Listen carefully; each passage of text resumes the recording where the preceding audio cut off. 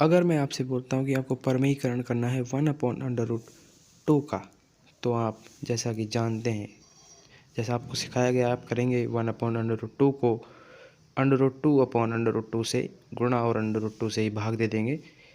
यानी आप √2 से √2 को काट भी सकते हैं। तो सिंपली आगे इसको हल करेंगे तो क्या आ जाएगा, √2 इंटू √2 मल्टीप्लाई करेंगे तो क्या आएगा 2। ऐसा आपको सिखाया गया कि हो गया आपका परिमेयकरण। आपको ऐसे ही बताया जाता है कि जो हर में संख्या दी हुई है उसी से ऊपर नीचे गुणा कर देते हैं, परिमेयकरण हो जाता है। लेकिन अगर मैं आपसे बोलूं कि आपको परिमेयकरण करना है 1/घन घनमूल ऑफ 2, मतलब ये जो 2 है ना इसका घनमूल है, या फिर आपको √5 ये भी घनमूल है, 5 का घनमूल का परिमेयकरण कीजिए, या फिर घात 1/6 आ जाए। इस 6 का मतलब होता है कि 5 की पावर 1/6, या फिर इसका मतलब होता है 5 की पावर 1/3। अब इनका आपको परिमेयकरण कराएं तो आप नहीं कर पाते, क्योंकि आपका concept is not clear, concept clear नहीं है। इसके लिए अब आपको हम सिखाने वाले हैं कि परिमेयकरण का मेन कॉन्सेप्ट क्या होता है। तो स्टार्ट करते हैं वीडियो को, आपको बताते हैं कि किस प्रकार इनका परिमेयकरण करना है। हम ले लेते हैं संख्या 1/घनमूल और 5, मतलब 5 का घनमूल। तो हमें इसमें क्या करना होता है कि एक बार तो हम हर की संख्या को क्या करना होता है, परिमेय संख्या बनाना होता है। हर की संख्या को परिमेय संख्या ही बनाना ही परिमेयकरण होता है। मतलब हर में जो अंडर रूट वाली संख्याएँ होती हैं, या फिर घनमूल वाली संख्याएँ होती हैं, वर्गमूल वाली संख्या होती हैं, ये सब होती हैं अपरिमेय संख्याएँ। इनको परिमेय बनाना होता है। तो कैसे करते हैं इसको हमने एक बार देख लिया है। फिर आप क्या करना है कि 3 में से 1 घटाना है, यानी 3-2 करना है। तो 3-1 करना है तो क्या आएगा, 2 आएगा। 3-1 करने पर 2 आता है। जो भी आपको घात दी हुई है उसको में से 1 घटा देना है। हमने सिंपली घटा के ऊपर नीचे गुणा कर दिया, या फिर एक बार गुणा कर दिया, एक बार भाग दे दिया है।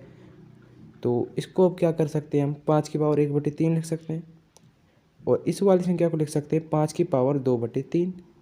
तो आगे हल करते हैं इसको, तो क्या आता है 1 + 3, 1/3 + 2/3 क्या हो जाता है, 1 हो जाता है। 3/3 = 1। जब गुणा करते हैं तो घातें जुड़ जाती है, ये नियम होता है ना। तो क्या बन जाएगा हमारे पास, हर में आ जाएगा 5, ये परिमेय संख्या बन जाएगी, हर की वाली संख्या। ये हो गया हमारा परिमेयकरण, है ना। तो हम एक और एग्जांपल लेते हैं, जैसे कि 1/8 की पावर ले लेते हैं 6, मतलब वर्गमूल वाली पावर होती है ना, इसको क्या बोलते हैं कि 8 की पावर 1/6 भी बोल सकते हैं इसको, है ना। तो इसको सिंपली क्या करेंगे, 6 में से 1 घटाएंगे, ये कॉन्सेप्ट होता है इसका परिमेयकरण का। 6 में से 1 घटाएंगे तो 5 आएगा, तो 8 की पावर 5 लिख देंगे, बटे इसमें भी 8 की पावर 5 लिख देंगे। ऊपर नीचे गुणा कर देते हैं, कट जाता है, वही संख्या बच जाती है। मतलब हमने अपनी तरफ से कुछ भी ऐड नहीं किया, वही पहले वाला नियम। इसको 1/6 लिख सकते हैं, और इसको 5/6 लिख सकते हैं 8 की पावर।